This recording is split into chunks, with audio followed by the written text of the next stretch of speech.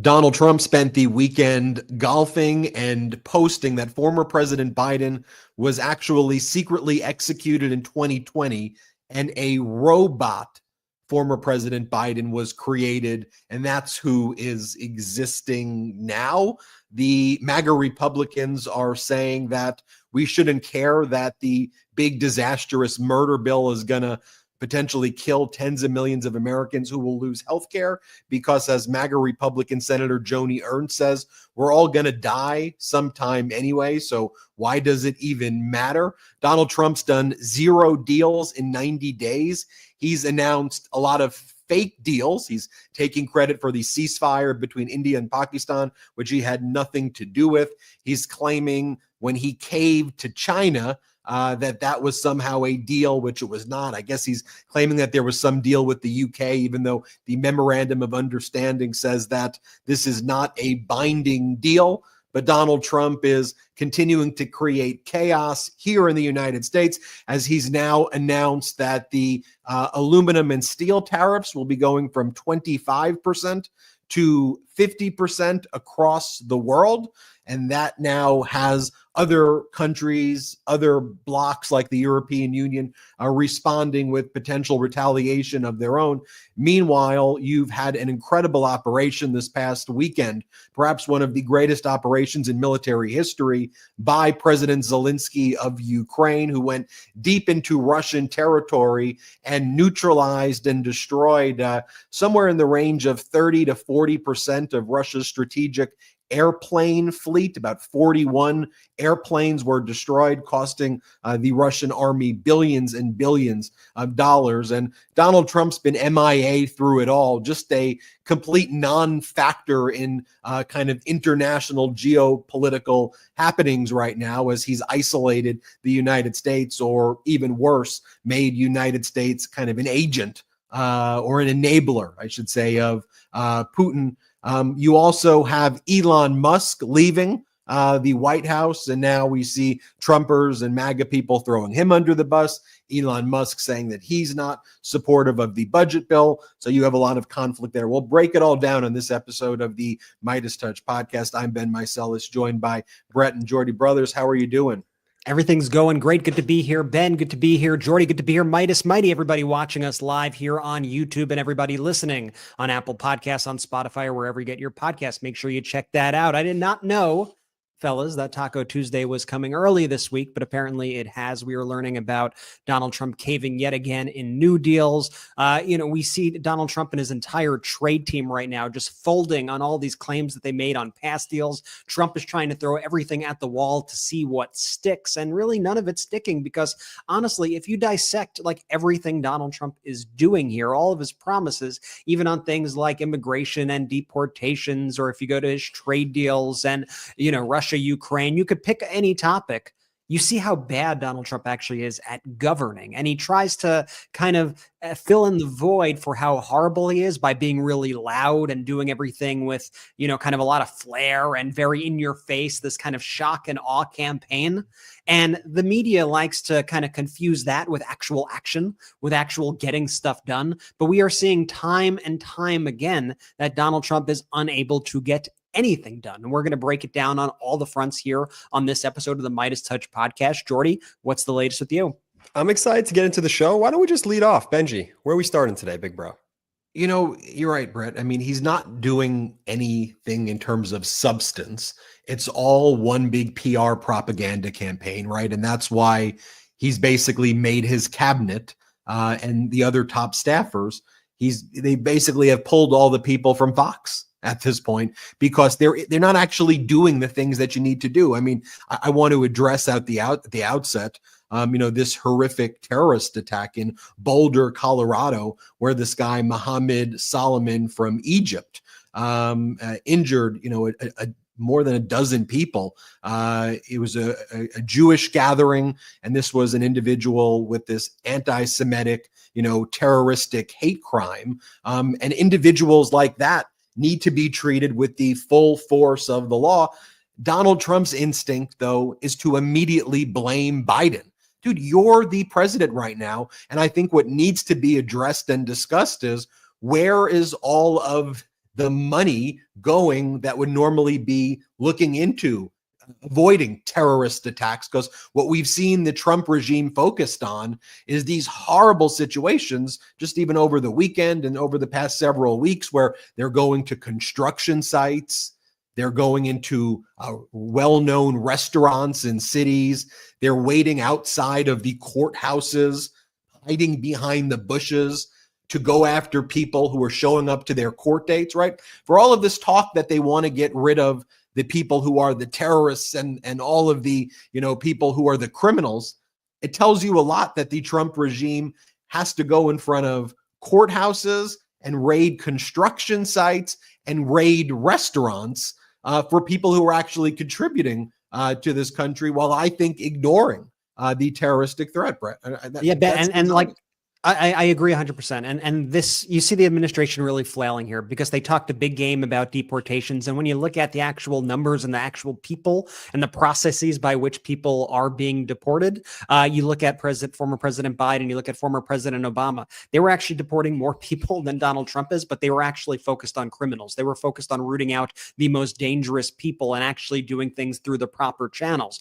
Donald Trump and his team, they like to talk a big game on Fox News, and they like to have these big kind of cops-esque, TV kind, made for TV kind of moments that don't actually end up making anybody any safer. They're just ruining communities, ripping families apart. And there was a damning article written in the Washington Examiner, which is a right-wing publication, by the way, about Stephen Miller. The article was called Stephen Miller versus ICE, the fight within the Trump administration. And some of the things inside of this article were incredibly, incredibly damning, like this right here, where they say Stephen Miller came into ICE and eviscerated everybody, telling them, you guys aren't doing a good job. You're horrible leaders. He just ripped into everybody, said one official. Quote, Stephen Miller wants everybody arrested.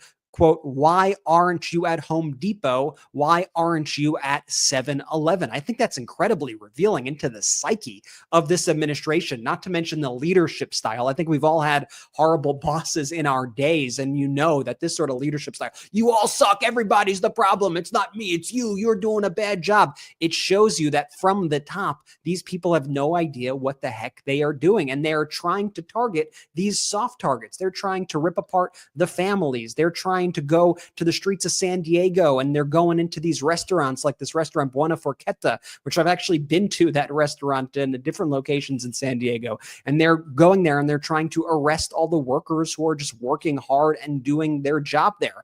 Meanwhile, you have Donald Trump just blaming the Biden administration for everything that goes wrong rather than take responsibility, like Ben with that attack that we saw, that heinous attack in Boulder, Colorado, which everybody should be condemning, by the way. We should be figuring out, how do we get to the bottom of this? How did this guy's visa expire 3 months ago? How is nobody monitoring this situation? Was the Trump administration's eye off the ball here because they were too busy trying to raid Home Depots and restaurants to actually go after people who are a threat to human beings, to Jewish people, you name it? That is the problem right here, because when they do all these shock and awe things, they are worried about not the substance, but they're worried about the optics of how everything looks. And they know that the media will reward them far too often with the optics. They'll say, oh, look how much they're doing with these deportations. Have you seen the video of this arrest, the video of that arrest? I want to dive into the actual raw data of what's going on. And I think it should be of interest of everybody to figure out, how do we solve these problems? And it's going to take compromise on both sides. Compromise, by the way, like that bipartisan immigration bill that former President Biden worked out with the most conservative members of Congress last year over the past couple of years. This could have been something that was actually solved. And yes, to solve that, you're going to have to, figure out who can be here legally, who cannot be here legally. You're going to have to figure out paths to citizenship for people. You're going to have to make sure there are protections for dreamers. You're going to have to ensure that people can get an education here if they're coming from foreign countries. There's a lot of complex things that need to be worked out here. But just to have this constant blaming back and forth, nothing gets done. And what ends up happening is incidents like we saw over the weekend, where people get seriously injured or die. And we cannot have that be the policy where we just wait for things to go wrong and then just start blaming everybody. That's not leadership, that's cowardice. And that's exactly what they are doing right now.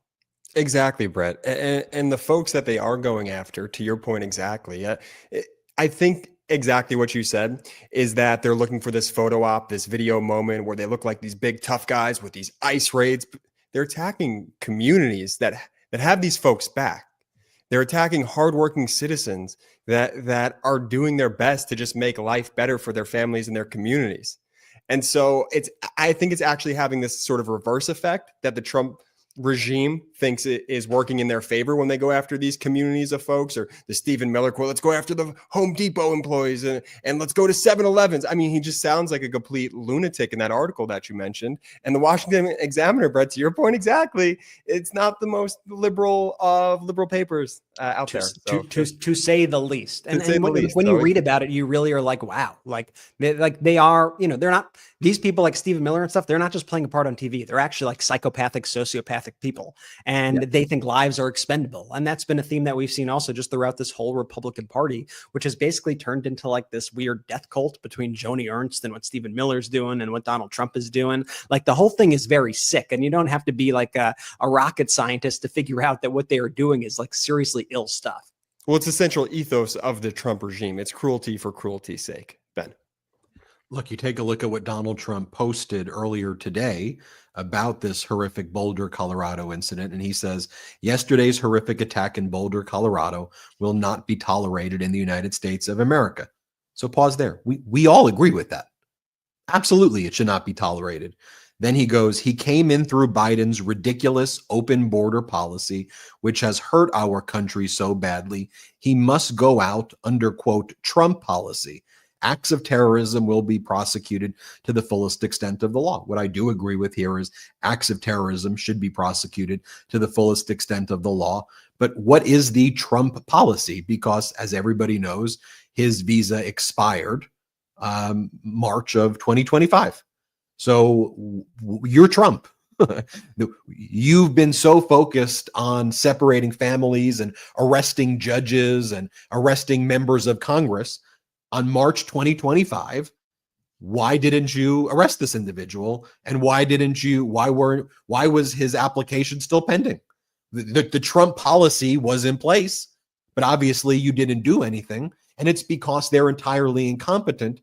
So instead of doing the hard work, Brett, to your point, they go to San Diego, they raid a restaurant, or they go to Tallahassee, they raid a construction site, they round up workers, so that there can be this scene of people who are, really upset about what's taking place. And then they go, look what we're doing, versus actually doing the hard work that's required every single day.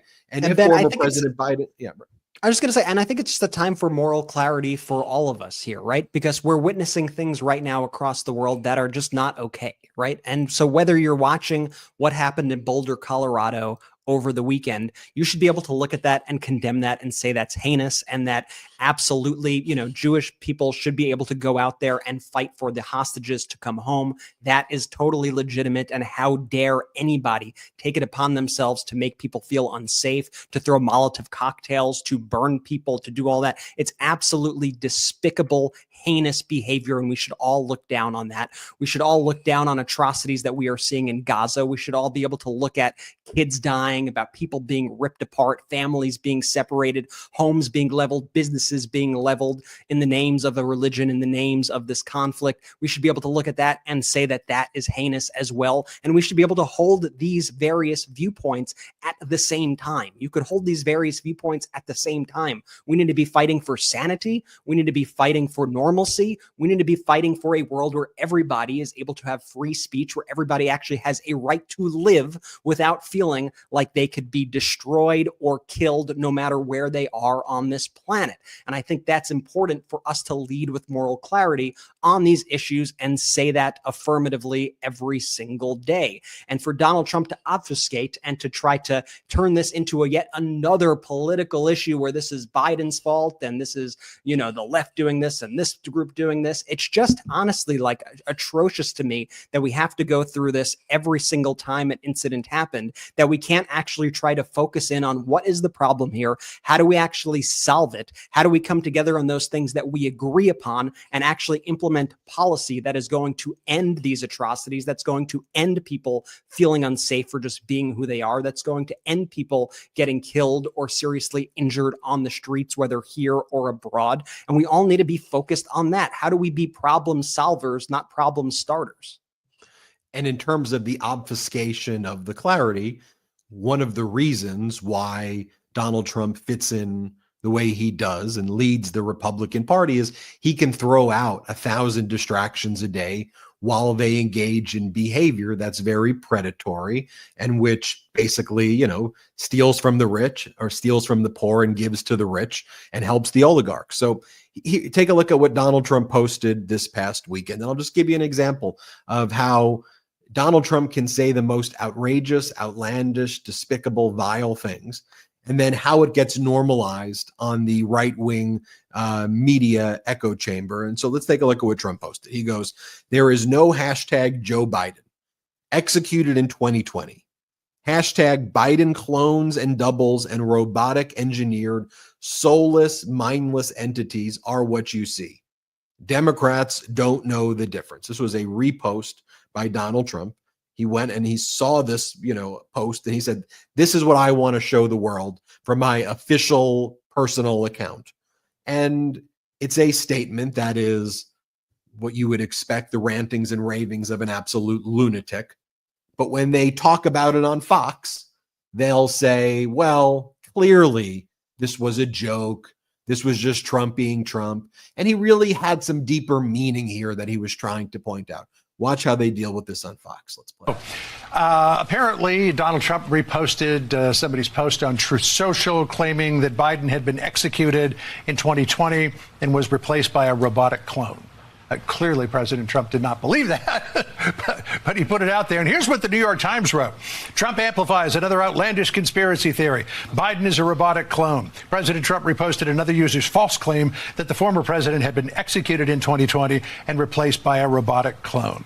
I mean, I know Trump's sense of humor. I'm sure he was just trolling him. What do you think? Well, I would hope so. But I think also it gets to the real heart of the scandal, which is who in the world was president for the past 4 years if it wasn't Joe Biden? Was it a clone? Was it a cable of White House officials?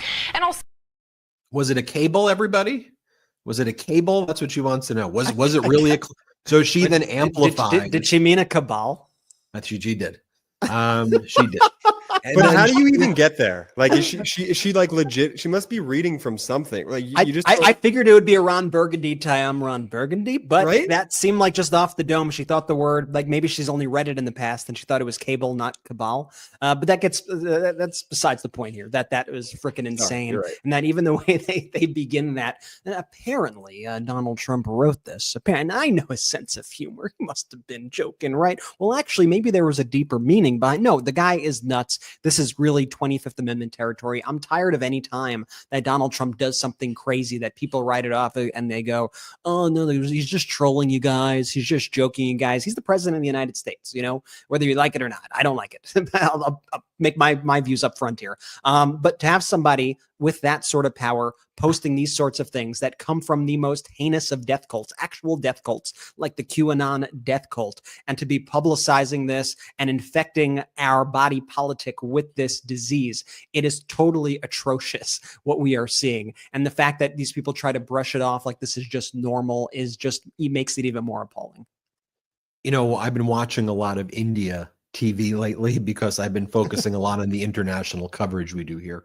And there's a host on a channel called Vantage, and it's Palki Sharma. And she's made a point about Donald Trump that I think is so true. She goes, when the delusions impact the policies, it's not a funny joke because it actually is harming people's lives. And so the point of pointing out that post by Donald Trump isn't just to, he's crazy, let's mock it.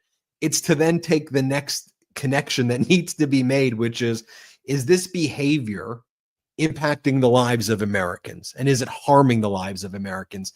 Because it absolutely is. They can say anything they want about former President Biden and try to defame him right now and try to distract people when he's no longer in office, which is a distraction from all of the issues surrounding Donald Trump. But we had a very kind of rational, predictable, values and principle-based order under former President Biden.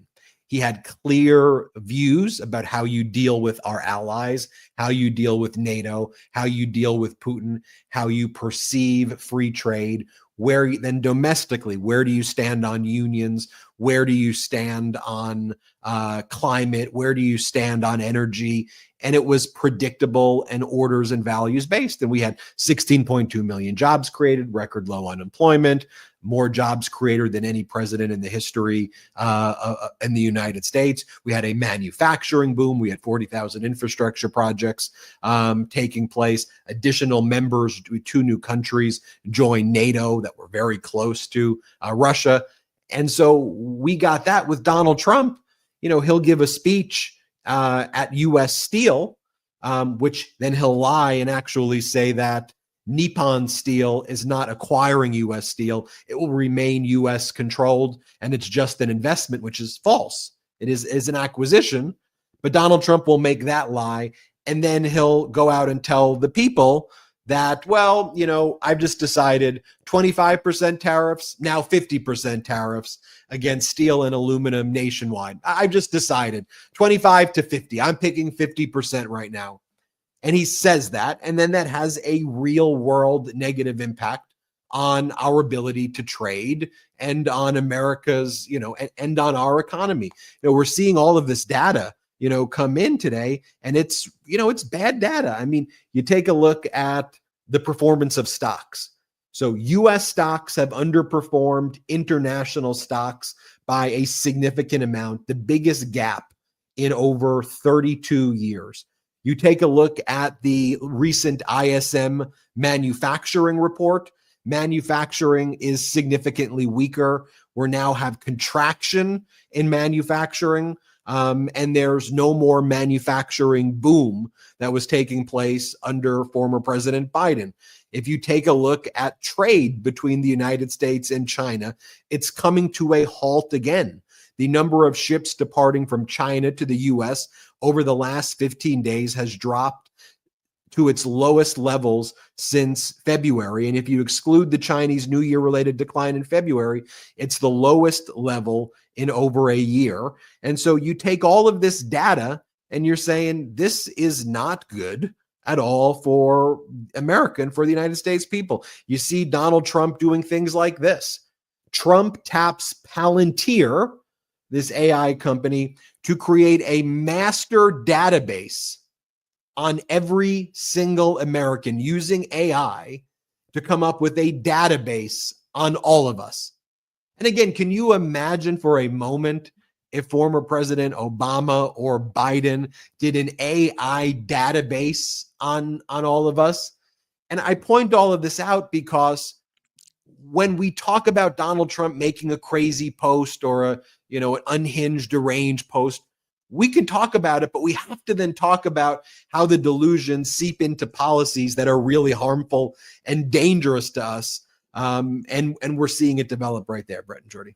Yeah, and I'll remind everybody, Palantir was founded by Peter Thiel, amongst other people, who's obviously very well connected to this right-wing technocratic, big tech arm, very close with Elon Musk, JD Vance, all of these people. And I think this is an issue where if, Democrats and people in general want to be able to separate themselves from this regime, I think they should go big on this issue. This is an issue that I think I've even noticed a lot of people in MAGA are uncomfortable by this. I've kind of half joked around, but I'm really not joking when I say that I think Donald Trump is like the first communist president of the United States. I think he behaves like a communist ruler in this country. And I think this is just another example. I think when I see this, what he's doing with Palantir here and the government, it reminds me of what China does with their databases on their citizens. They're kind of that whole idea that people talk about of like kind of social credit and other things that, happen overseas that people warn about. We cannot let that happen here. Well, these are kind of things that we're seeing happen here under this Trump regime, and it's appalling. And they should go go. And they should, by the way, compare him to like what they did under the Patriot Act under George Bush.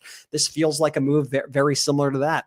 And this is a Republican Party that likes to distance himself and kind of wash their hands of everything they've ever done in the past and blame it on Democrats somehow.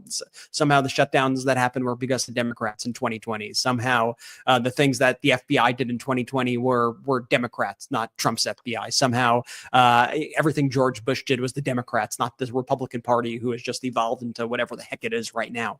Make the comparison, right? And make it clear that this is the surveillance state. This is the actual kind of deep state, and that it's coming from the Republican Party. This is big government control. This is exactly the kind of stuff that Americans who appreciate their freedom and independence actually are very much against. And that I think transcends all parties. 1000%. And this is coming from the party too, this MAGA ilk or whatnot. Thought like the 5G towers were following them, or the vaccines, that there was a microchip in them, and how could they ever do? But yet MAGA and the modern day Republican Party are okay with this. I mean, what's more government overreach? They were okay with Elon doing the brain chips, the Neuralink chips, with actually doing it while they were accusing like Bill Gates and other people, the liberals, they want to chip you. And Elon Musk is like, nah, I'm chipping you. Literally, that's what I'm doing. They're like, oh, that's cool, man. That's cool. Unbelievable stuff. I mean, no, but seriously, what's more government overreachy than this? Than literally compiling a database of I mean, it's utterly dystopian. Ben, what do you think? I think the American people get it. And one of the frustrations, although opportunities, is that you still see cable news pushing narratives that people don't care about or that do not impact and affect people's lives. And they're not meeting the moment. In fact, they're harming the moment. But if you dig deeper into all of this polling out there right now, like the recent YouGov poll, which says, is Trump's age affecting his presidency? 57% of Americans say yes, 31% of Americans say no. If you look at the Atlas Intel poll, which was the most accurate political pollster in the last election cycle, on a generic House of Representatives ballot poll, Democrats 51%, Republicans 42%. And then when you look at another part of that same Atlas Intel poll and you look at net favorability, AOC has a +4 net favorability. Former President Obama is +10, while Donald Trump is -11, and J.D. Vance is -14. So you have real kind of record low approvals for Donald Trump and for J.D. Vance and for his regime, and people connecting that also to the way he behaves, his behavior, his cognitive issues. But corporate news never talks about that. We talk about it here all the time. Instead, they keep pushing all of these other narratives that are not actually attached to the fact that this budget bill is a real disaster for Americans. And I think Americans understand how damaging it's going to be. I want to talk about that when we come back from our first quick break. And you have Elon Musk even basically coming out against this budget bill and says that he thinks that it's going to be bad. He says he thinks it undermines Doge. He thinks that it is, going to harm businesses. These guys, you don't get closer to Donald Trump than Elon Musk, who is basically the co-president. But then you see the cult line up behind Donald Trump and say, oh, Elon Musk doesn't understand that. He doesn't know what he's talking about when it comes to the budget. When we see what this budget's going to actually do to the American people, that's their response. And I just think this is a moment where clarity is needed and not this kind of MAGA propaganda that's recycled on corporate news and Fox. So let's take our first quick break of the show. We've got a lot to discuss when we come back. I want to remind everybody to go to patreon.com/MeidasTouch. Go to MeidasPlus.com as well, which is our Substack. Go to store.MeidasTouch.com. Check out all our pro-democracy gear that we have at store.MeidasTouch.com. And make sure you subscribe on our YouTube channel and subscribe on audio as well. Why don't we take our first quick break of the show? We'll be back with a lot more MeidasTouch Podcast. Our next sponsor has been a game changer for my family and me. If you get nauseous, you absolutely must get our next partner, Relief Band. Relief Band is the original anti-nausea wristband that quickly relieves and effectively prevents nausea and vomiting associated with motion sickness, anxiety, migraines, hangovers, morning sickness, chemotherapy, and so much more. Relief Band is legitimately a band you wear on your wrist to give you the relief from nausea, and you can change the intensity depending on how you're feeling to make it stronger or weaker. It's 100% drug-free, non-drowsy, works quickly before or after symptoms start, and has zero side effects. Now, I was recently on a ferry in New York, first time in a while, and I used my Relief Band. It was a lifesaver. And Relief Band isn't magic, it's science. Relief Band's technology was originally developed for hospitals before being sold to consumers. Relief Band is FDA approved and clinically proven and recommended by doctors nationwide. Now, at first I was skeptical, but Relief Band is the real deal. It actually relieves my nausea. Now, I'm very conscious of what I put in my body, so I love that I don't need to take any pills for Relief Band to just work its magic. Relief Band has sold over 1 million devices and is backed by thousands of 4-star and above reviews, making it a trusted choice for fast-acting natural nausea relief. So if you want to cure your nausea problems fast, join the hundreds of thousands of people who are nausea-free with Relief Band. Right now, we've got an exclusive offer for just the MeidasTouch Podcast listeners. Now, if you go to reliefband.com and use promo code Meidas, you'll receive 20% off plus free shipping. So head to reliefband.com and use promo code Meidas for 20% off plus free shipping. As someone in my 30s, I'm taking steps to ensure that I keep living my best life. That's why I'm so happy that I found Timeline's first ever longevity gummies. Timeline's first ever longevity gummies, powered by MitoPure, is a delicious, easy way to put more energy into your day and to treat yourself. Look, our body makes less energy as we get older, but now you can help recharge the batteries. Timeline's longevity gummies are the only clinically proven urolithin A gummy for strength, endurance, and healthy aging from the inside out. We're living longer than ever, but are we living better? Truly ask yourself. What if the key to not just adding years to your life, but life to your years starts at the cellular level? Timeline targets a key hallmark of aging. It gives you the energy to feel yourself again and delivers 6 times more urolithin A than a glass of pomegranate juice. And it's also the #1 doctor recommended urolithin A supplement. These longevity gummies fit perfectly into my routine and I actually enjoy taking them. If you want to stay strong and energized now and as you age, then you have to try MitoPure gummies. My friends at Timeline are offering my listeners a free 3-day trial of MitoPure gummies. Head to timeline.com/MeidasGummies to claim your free 3-day trial. That's timeline.com/MeidasGummies.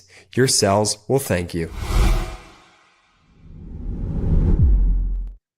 Let's go. Shout out to our sponsors. Links in description of both the YouTube and the audio. Use the links, use the codes. If there's an exit survey, please let them know we sent you. Appreciate that. Shout out to our pro-democracy sponsors. Benji, where to next?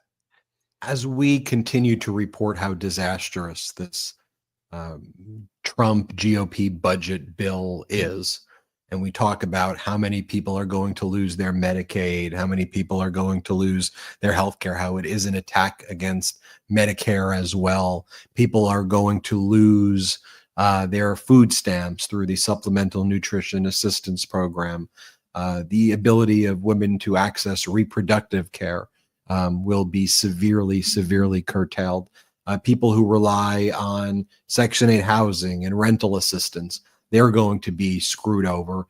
And the billionaires and the oligarchs, if you make over $4 million, you're going to basically get, easily additional $400,000, $500,000 in savings, while people who make between $0 and $50,000 are going to lose about $1,000.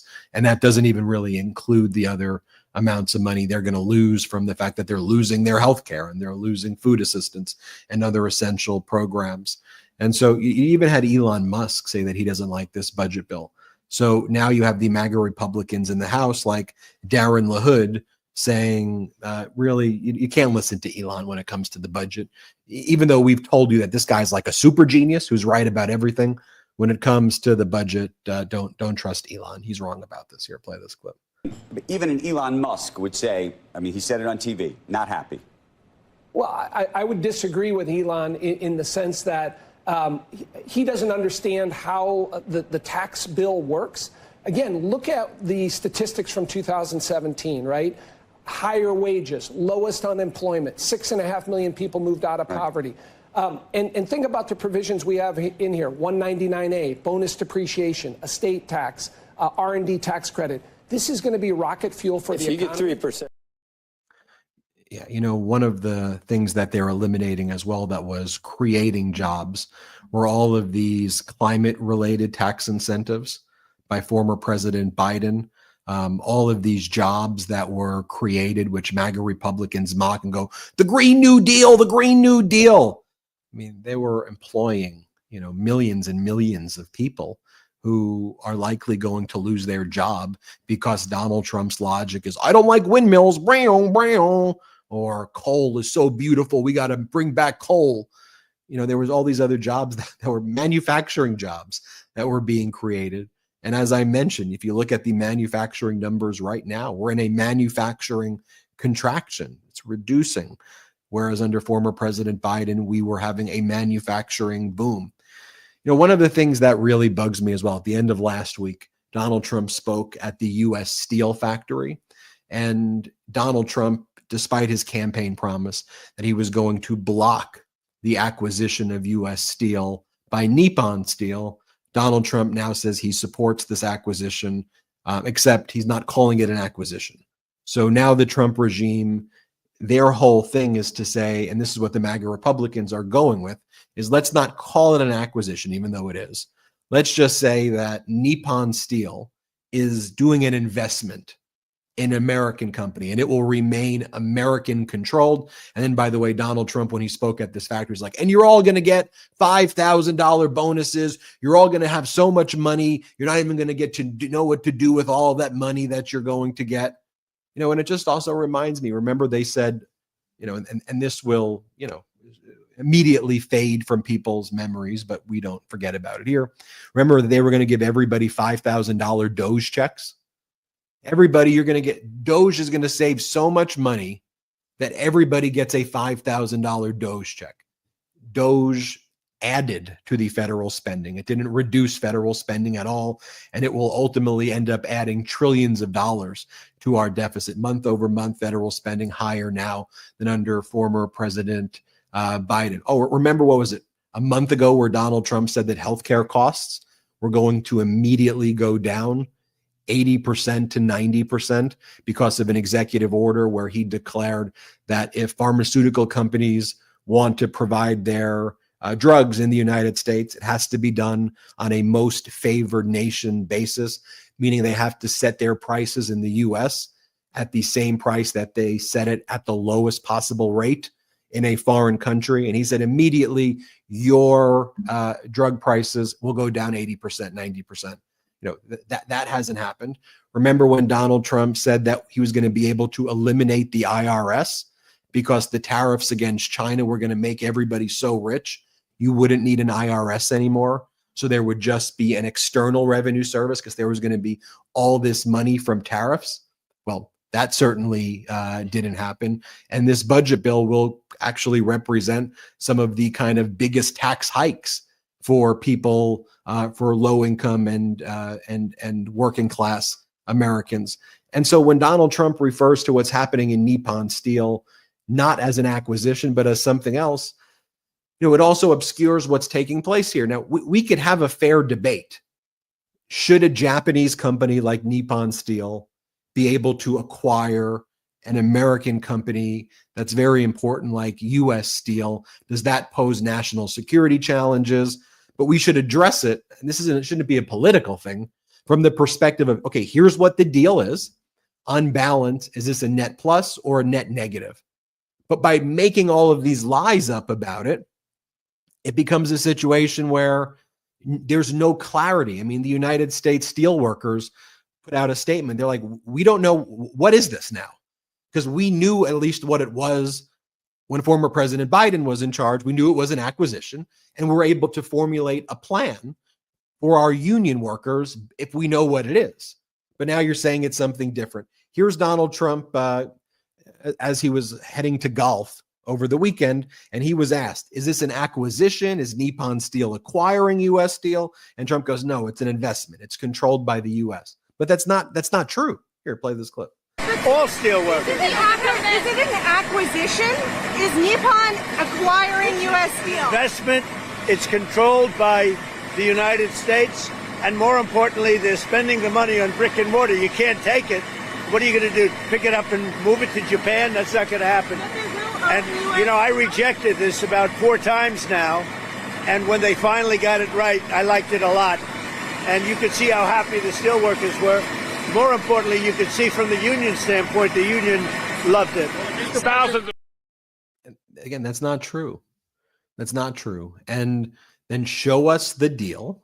Show us what it is. Let's all be able to read through it and take a look at it, because the 2024 deal was indeed an acquisition, and there are concerns that Nippon Steel is not going to make the investments that it promised, that it's not additional investments, that it's what it requires to operate anyway. And will these jobs become non-union jobs? And what's going to be the impact from it? You know, Donald Trump was asked in that same series of questions what deal he's most proud of. And he says the deal he's most proud of is brokering a ceasefire between India and Pakistan by dangling trade and doing a trade deal in front of India. The problem is that that didn't happen. Trump had nothing to do, zero. And I've showed video clips before of the India's foreign minister and others saying Trump had nothing to do with this. And it's pissing off the people of India that Trump keeps claiming that he negotiated the ceasefire, because it's a point of national pride and dignity. And so each time Donald Trump does stuff like that, he makes it difficult to actually negotiate a trade deal with a country like India, because he keeps on making it more difficult with these lies. Here's what he says. Here, play this clip.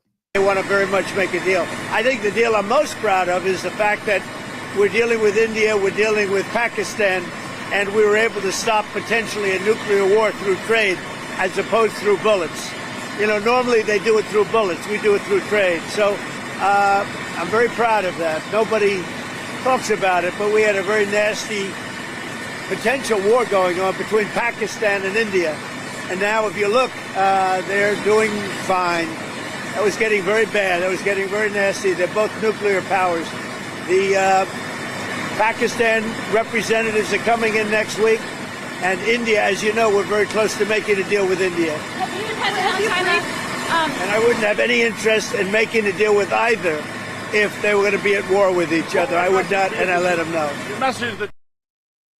You know, and the problem with those lies is that, okay, you want to try to trick your MAGA base, or American corporate news and cable news will do propaganda and just post what he says. But the people who we're negotiating with internationally know that everything he's saying is not true. And they're recognizing that the United States doesn't stand behind its word, that United States is not stable, that Donald Trump is a taco. He always will chicken out at the end.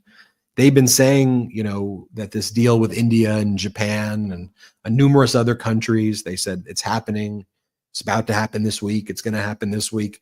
It has not happened thus far. And even when they do announce it, it's not going to be a trade deal. It's going to be some memorandum of understanding, like with the United Kingdom, that says this is not a binding trade deal. That's literally what it says.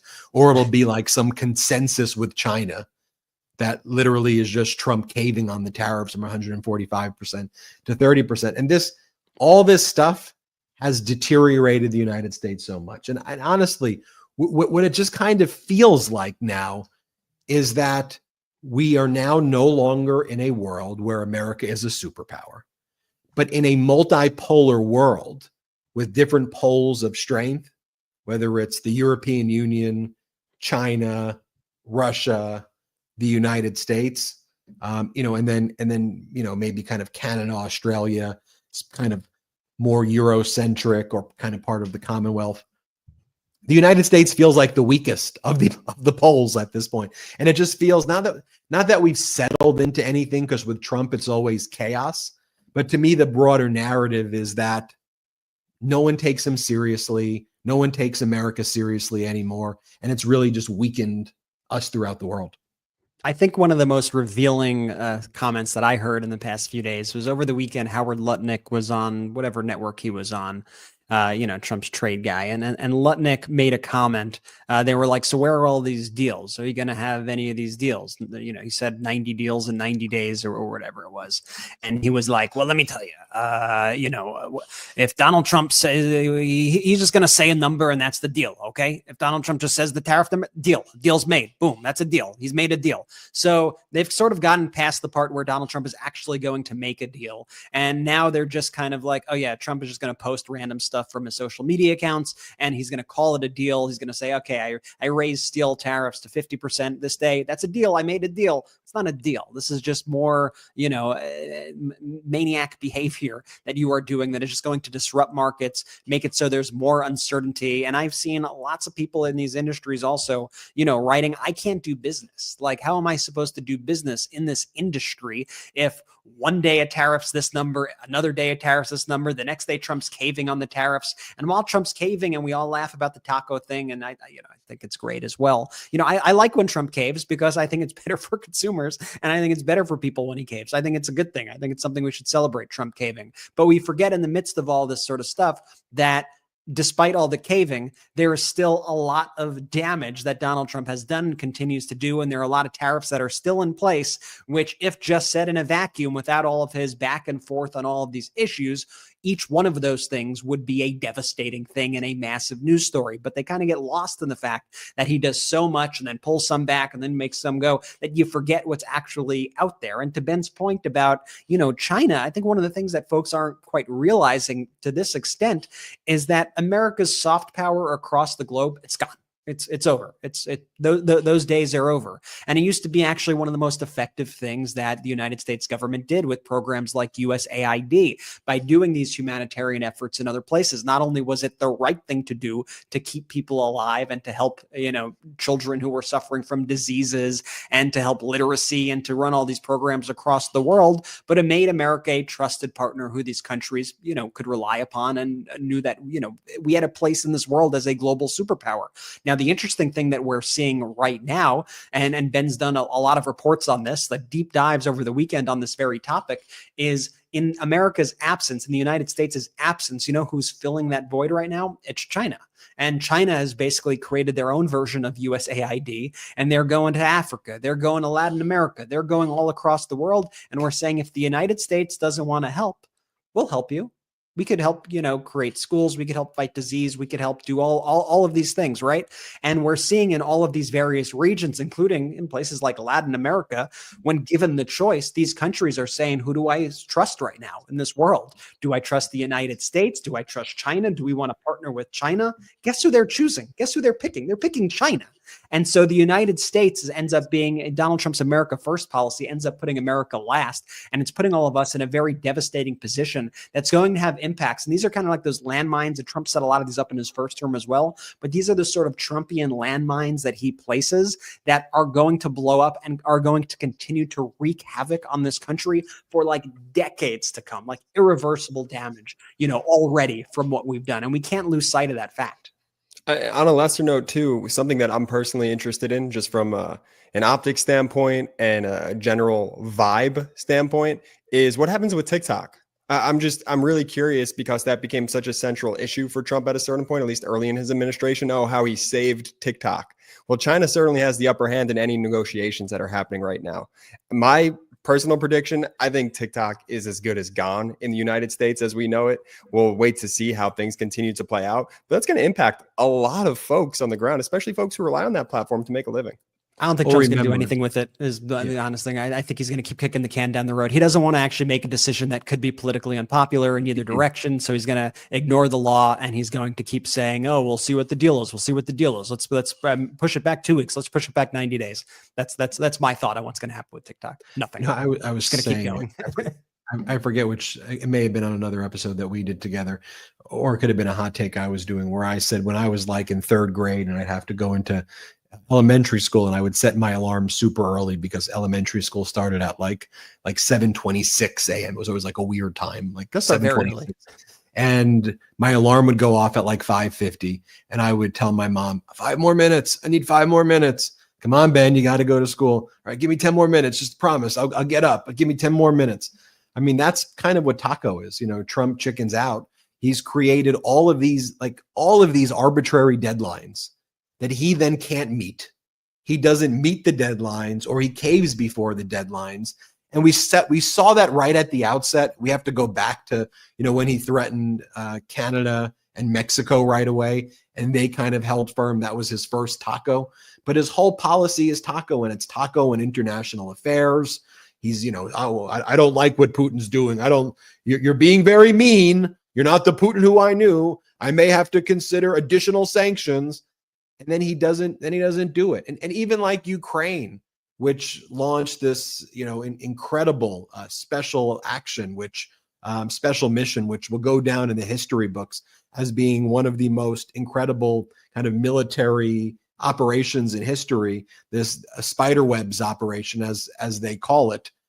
They didn't even have to go to Trump is such a non-factor that the way Zelensky deals with it is he's like, I'm just going to deal with it. I've got my friends in Europe, the coalition of the willing.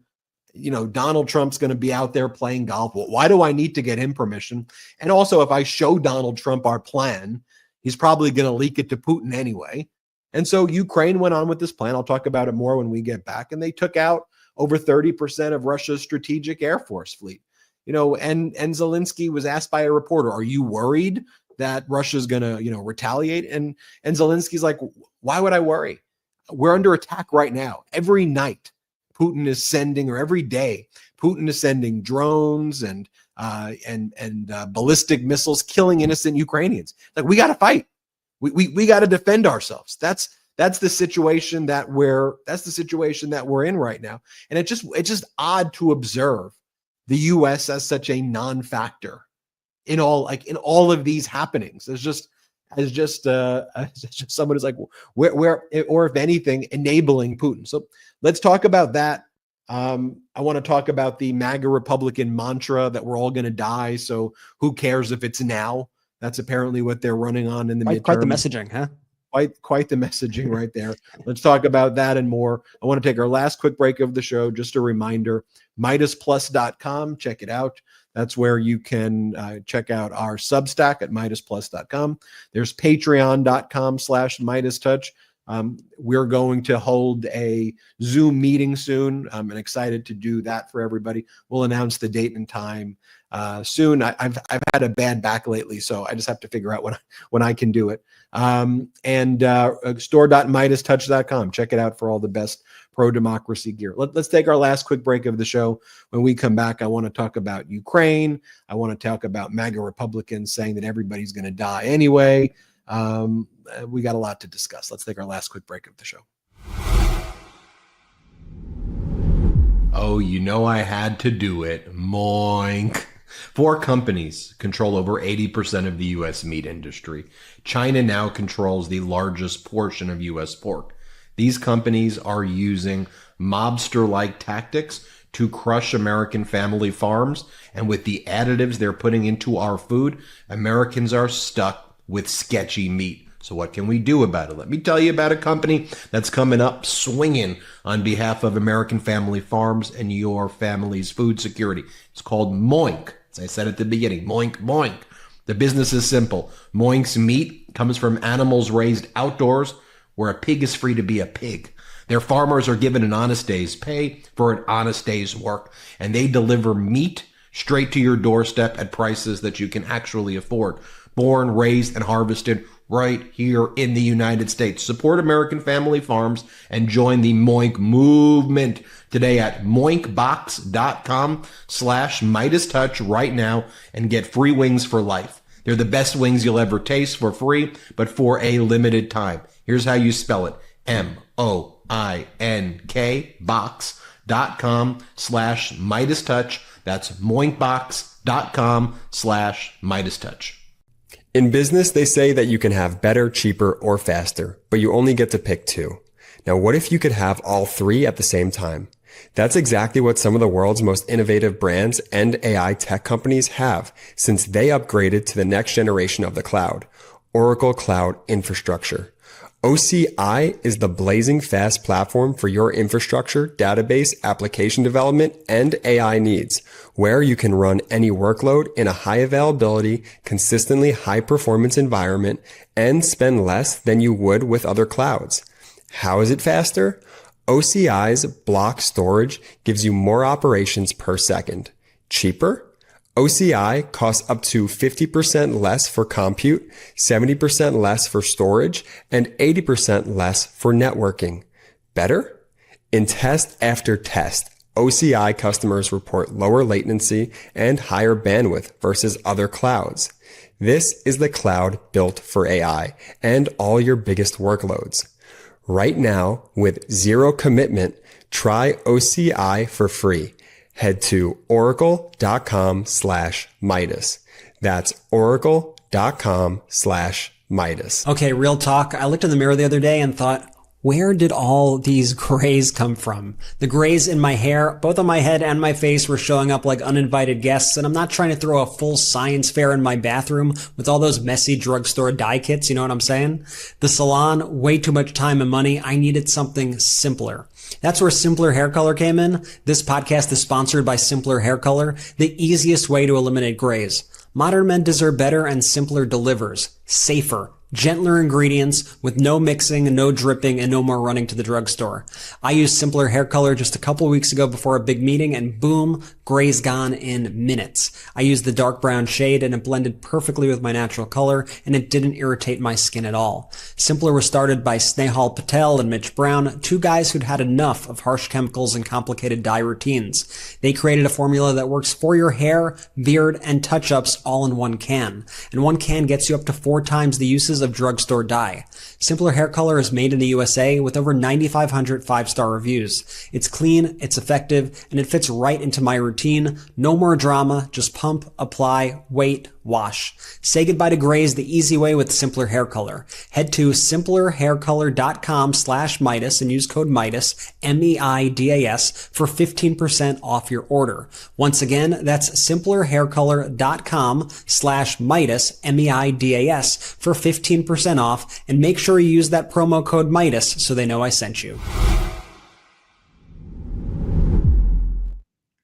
Let's go. Shout out to our sponsors. Links in description of both YouTube and audio. Use the links, use the codes, let them know we sent you. Brett, your hair is looking awesome with Simpler Hair Color. That looks really good, big bro. Benji, where to next? Before I play the clip of Joni Ernst doubling down on her statement that everybody's going to die, so why do you care if the budget bill is going to kill you sooner?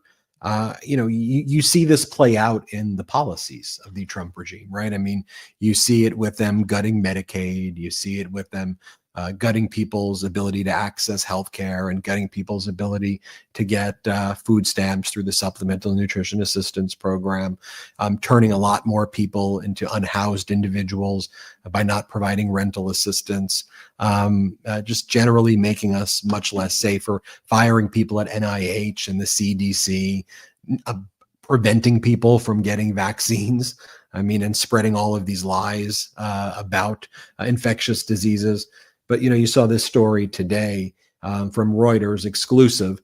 FEMA staff confused after its head, the new head of FEMA, said he was unaware of U.S. hurricane season, sources say. So FEMA fired its prior leader, who was this kind of ultra MAGA guy, and they fired this other guy because he said that he at least thinks that FEMA should exist.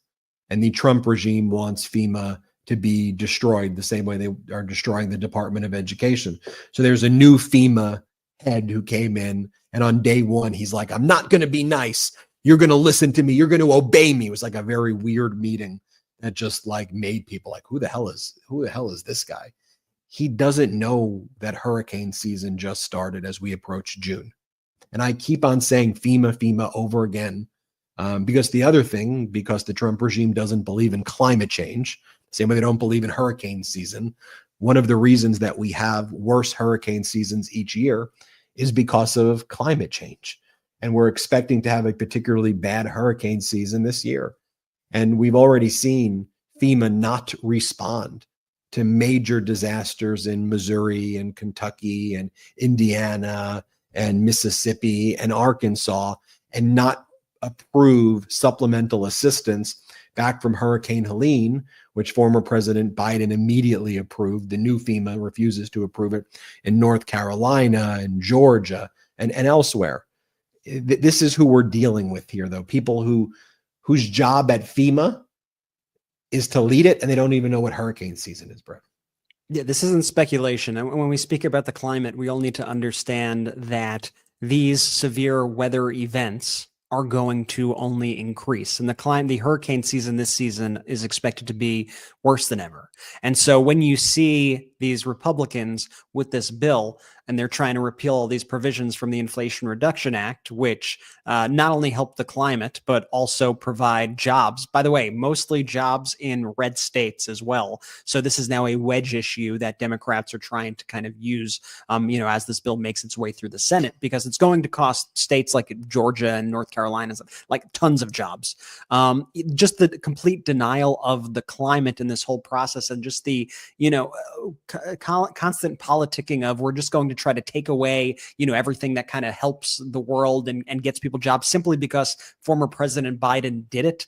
I think this sort of destructive behavior is really what's wrong with our politics and what's wrong right now with this Republican Party that we see leaving. It's all just to kind of own the libs. It's all just to spite other people. And they're not looking at the real world effects of these issues. But I think people, overall, when we're looking at the polling that exists right now, I think they're seeing through it. There's support for repealing the Inflation Reduction Act through these measures right now from a new Data for Progress poll. 58% of Americans oppose that. Only 28% support that. And the rest of the 14% of people are unsure. So people actually like these provisions. People actually like the jobs that come from them. People actually like the environmental provisions in these bills. So you should talk about them proudly, and you should be able to confront this administration when they continue to lie about that and put people's lives at risk. And this FEMA thing is just so egregious, especially after months and months and months of these same people attacking former President Biden over what happened with FEMA on his watch. And what actually happened with FEMA on his watch? They actually got to work and helped people and did their best to help people, while these MAGA Republican influencers and the people in the White House now were the ones who were spreading all this disinformation and were trying to downplay the actual efforts that were being undertaken. Well, now they're giving $0 to people. Now they're trying to strip away, these essential services. And in fact, the people that they're putting in charge of the climate and putting in charge of disaster relief don't know anything about the climate or about disaster relief. And to me, that's a big problem, especially as you're heading into hurricane season with a guy who doesn't even know what hurricane season is, when it is, that it even exists. Like, that's at minimum, we should all be able to agree, once again, I don't care what political party you're in, that is an issue. Okay. And that's so well stated, because these issues shouldn't be political. FEMA should exist. We shouldn't be attacking research universities. It's not a zero-sum game. We can support research in universities and top universities like Harvard, and we can also support trade schools. We don't have to steal from one to give to the other. But doesn't that so perfectly show you the way MAGA thinks about everything? It's a way to try to divide. Always try to divide. We want to give your money to this money, and then pit academics against trade schools. And then you actually look, though, what former President Biden was doing, and he was actually supporting trade schools and investing a ton in trade schools and in manufacturing, and also doing important research that's going to save lives out of Harvard. You can do both. You can do all of these things at the same time. When I think about what Joni Ernst, the MAGA Republican senator from Iowa, said, in many ways, the refreshing aspect of what she said, whether she intended for these words to come out, it's just how the MAGA Republicans feel about everything. I felt the same way when we were talking about COVID, how they really wouldn't care that, millions of people were dying. They didn't care about it, and when you take a look at this bill, it's going to kill people. I've heard people, including people here on our network, so I refer to it often as a murder bill, because what do you think is going to happen when people can't afford healthcare and they're kicked off of their Medicaid and they can't afford food? What do you think is going to happen to these people? What do you think has already happened as a result of Elon Musk cutting programs from USAID? Like, how many kids have been killed by the United States who we made commitments to? Look, and perhaps if you wanted to phase out USAID, which to me is still incredibly cruel, maybe you phase it out and you go, okay, we're going to be out, but here's our warning: 60 days, 90 days, a year, we're going to phase it out. If anybody else wants to come in, please, maybe the international community should step in. But literally, like, ripping away medication, ripping away food, ripping away like supplies to keep people alive. It's just the heart of cruelty. But then you hear Joni Ernst, this MAGA Republican senator, say it out loud when the people in the audience were saying to her, the people in her town hall were saying, we're scared. We're worried. If we lose Medicaid, we can die. And here's what she had to say about it at the town hall. Let's play it. So people are not, well, we all are going to die. So, for heaven's sakes. And then if you watch it too, I'm going to play it one more time for our audio listeners. Go check out our YouTube. But she takes glee in it. She smiles at it. Like she was at her most comfortable looking at the audience and saying, well, you're all going to die, and smiles. Watch that clip one more time. So people are not, well, we all are going to die. So, for heaven's sakes. That's when she smiles. Then she makes another video about it at a cemetery. And she's like, well, we're all going to die. But if you want eternal salvation, you need to believe in Jesus Christ. That's what a senator of the United States is saying. Do we have that clip? If we do, let's play it. Hello, everyone. I would like to take this opportunity to sincerely apologize for a statement that I made yesterday at my town hall. I was in the process of answering a question that had been asked by an audience member when a woman who was extremely distraught screamed out from the back corner of the auditorium, "People are going to die." And I made an incorrect assumption that everyone in the auditorium understood that, yes, we are all going to perish from this earth.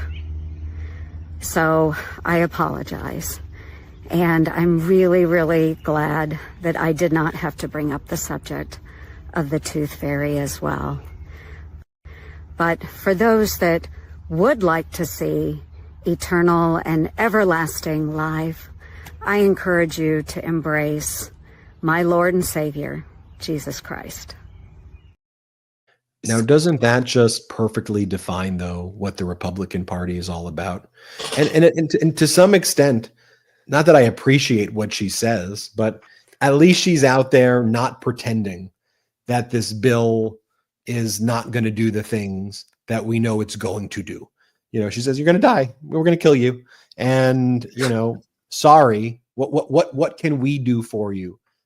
And at its most basic level, I just don't even get how you become that. Just think about how sick you have to be to first make those comments in the first place when people are terrified for their lives. Their own constituents are terrified for their lives based on the actions that you are taking with this bill. They have real, genuine concerns about what's going on. And you mock them to their face and say, oh, we're all going to die. Then your next move, a day or two later, is instead of, trying to explain yourself or to apologize or whatever, is to drive to a cemetery. She did that. I want to remind everybody, she did that at a cemetery. I took a screenshot just so everybody could I can show you. You see the tombstones behind Joni Ernst here. She was at a cemetery when she said this. And then to once again double down and mock the folks. I've said that, You know, when I see somebody like a Joni Ernst, who has been kind of hailed in the media as like, oh, she's like one of the moderate ones. She's like, you know, one of the normal Republicans. And she's kind of always kind of claimed that mantle for herself. When you see a video like that, I see like somebody who's severely disturbed and somebody who is sociopathic. And if that's an example of a quote unquote moderate or normal Republican, then there's no hope for whatever the hell's going on there. There's like something that happens to these people, and even these so-called moderate Republicans, it happens to them as well. But I've said it reminds me of like a zombie apocalypse, like a zombie movie where one by one, these people like get bit and then become zombies, and they become these like soulless, bizarre, weird freaks, these ghouls who do not care about life and do not care about people. And they just try to say things to try to enrage people and to say the MAGA line and appease Donald Trump. And you just see these people kind of get infected one by one. And you're looking around like, is everybody becoming a zombie? Like, what the heck? What's happening here? But that's how I feel when I see like Joni Ernst. It's incredibly disturbing. And Jordy, what are your thoughts when you're watching all this? I mean, it's Joni, it's incredibly ghoulish behavior. I mean, she's just going to become a real life troll. Her constituents are genuinely scared and terrified about what's in the bill. Now, instead of just addressing it like a normal human being, you know, she makes her comment there at the town hall, is the disgusting comment. And then instead of like clarify, hey, I know folks are scared, but here's my position. And to your point, Brett, like let's be a moderate Republican, and it doesn't even, it's so clownish, it doesn't even exist. She drives to a cemetery. Her solution was to drive to a cemetery and do it for the gram. Let's go on Instagram. Let's go into a cemetery. Let me strike this incredibly patronizing tone about and bring up the tooth fairy and the Easter bunny. And, oh, you're scared? My constituent. I mean, like totally ghoulish behavior. My jaw dropped when I saw the video of her at the cemetery, because I'm just like, that's the response. Like you branded yourself as a serious person. And so everything that you do is in direct opposition with that. Are you kidding me, Joni Ernst? Absolutely pathetic to me, Ben. I want to talk about just a few things in international news as well. I think some bad news out of Poland, that the kind of more Putin-backed, MAGA-backed candidate, a guy by the name of Dr. Karol Nawrocki, became the new president of Poland, although the president of Poland has less power than the prime minister, and the prime minister is someone who's more pro-EU, kind of pro-democracy. Is still a bad day for democracy in Poland that this Dr. Karol Nawrocki won. And Trump sent his cabinet member, Kristi Noem, dog killer cosplayer, and the Americans, the CPAC in America, the Conservative Political Action Committee, hosted events throughout the week leading up to the election to try to push the Putin-backed, MAGA-backed candidate, Dr. Karol Nawrocki, who won by a small amount, but pulled out a victory. And just also weird to see the United States sending someone like Kristi Noem to tell people to vote for the Putin-backed candidate there. It's very, very strange. I reported on that over the weekend. Another big deal, we're learning more about the U.S. nuclear deal with Iran. And apparently the Trump regime, anxious to get any deal done with Iran, they're offering to allow Iran to enrich uranium at low levels. Doesn't include a complete dismantling of the nuclear facilities. As our editor-in-chief, Ron Filipkowski, writes, this, combined with Reuters' report that Iran was about to reject Trump's previous proposal, indicates that Taco Trump has made an appearance at the Iran nuke talks, and he is caving. I just think world leaders say, look, this guy just wants a deal so badly so he can say, I did a deal, that it's easy. You just kind of wait. You embarrass him a little bit, and then you're able to extract whatever terms that you want, as long as he gets to say it's a deal, and then he gets favorable coverage in the United States for deals that are either not advantageous to the United States or not deals at all. And finally, sorry, Brett. Oh, no, you can continue. I was just going to say, it seems like he's circling ultimately back to the Obama deal that he blew up. There was an Iranian nuclear deal. Remember, it was done in 2015 under the Obama administration. In 2018, Donald Trump backed out of it. And now he's been scrambling to try to kind of recreate that deal, or a version of the deal that he says is going to be better. But ultimately, he's now just coming back to what the previous deal was after a lot of fanfare. And, I think it's very telling, like Ron said, that there was the report that Iran was going to be backing out of this deal. They were saying, we're not accepting this proposal. And the first thing Trump did, like within hours after that story coming out and the public finding out about it, was just to give them everything they wanted. It really gives you a window into his psyche and to how he's trying to figure out how to negotiate. I use that term very loosely, kind of negotiate these deals. And his back's up just against the wall in all of these, because he's been a total failure at every single one of them. Like he's 0 for, I said there are 1,000 countries or something. He's 0 for 1,000, even though there aren't that many countries that exist. Let me read to you finally what President Zelensky posted a little bit earlier today. He says, when asked by journalists whether yesterday's operation might enrage the Russians, I responded that just a day earlier, Russia had launched a massive overnight attack on Ukraine, over 480 drones and missiles. They struck civilian infrastructure, residential buildings. There were casualties, people killed and injured. This happens every single day. Sometimes there's a short pause, and to be honest, we now call it a pause if there's just no one killed that night. But even then, drones still fly and people still get wounded. These so-called pauses just mean fewer attacks than usual, but we're still talking about dozens of drones and cruise missiles. So no one cares whether Russia is angry. What matters is that Russia must move toward ending this war, and as a global community, we must all do what we can to stop them. We are very much awaiting strong steps from the United States. We hope he will support sanctions and push Putin to stop this war, at least to take the first step toward ending it, a ceasefire. These are critical things. I believe that from the position of the U.S., we will be able to achieve this faster. We await a strong response, and Zelensky saying, we've been strong. Where are our friends? Where are our allies? We've been standing up, protecting Europe, protecting the rest of the world from Putin, because Putin's going to come to other places in Eastern Europe, and then Europe proper next. Where are you? Be stronger.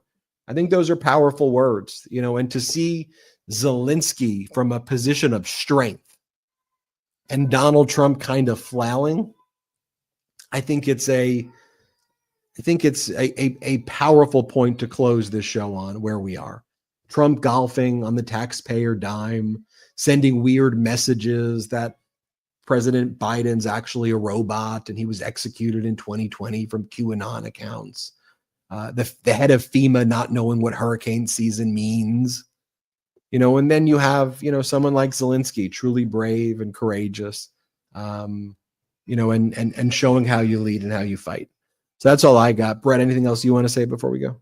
I got nothing. I think you've summed it up quite well, and I think we packed a lot of chaos that's happened over the weekend and today into this episode. So it's been great. I want to remind everybody to make sure that you add the MeidasTouch Podcast on Apple Podcasts and Spotify. If you've already done that already, please leave a 5-star review. It really helps, and it really helps us push back against all the trolls, these MAGA people that get them all upset when we do well. And so you go there, you just go to the Apple, when you're on Apple Podcasts, you just scroll down, you'll see like 5 stars. There's a rating there. If you like the show, please support the show by doing that. Remember to check out our sponsors in the description. They help us, continue to fuel this show and grow this network. Hope all of you have been enjoying all the various things that we've been doing, the expansion that we've been doing, the Katie Phang YouTube channel at youtube.com/@KatiePhangNews. That's PHANG. Katie is fantastic, fearless reporter. It's an honor to have her on the MeidasTouch Network, and she's been doing some great reports. So make sure you check that all out.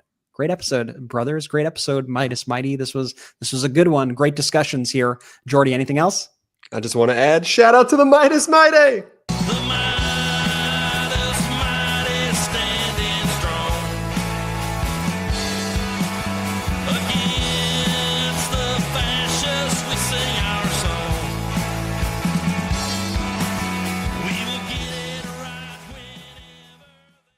Can't get enough Meidas? Check out the Meidas Plus Substack for ad-free articles, reports, podcasts, daily recaps from Ron Filipkowski, and more. Sign up for free now at MeidasPlus.com.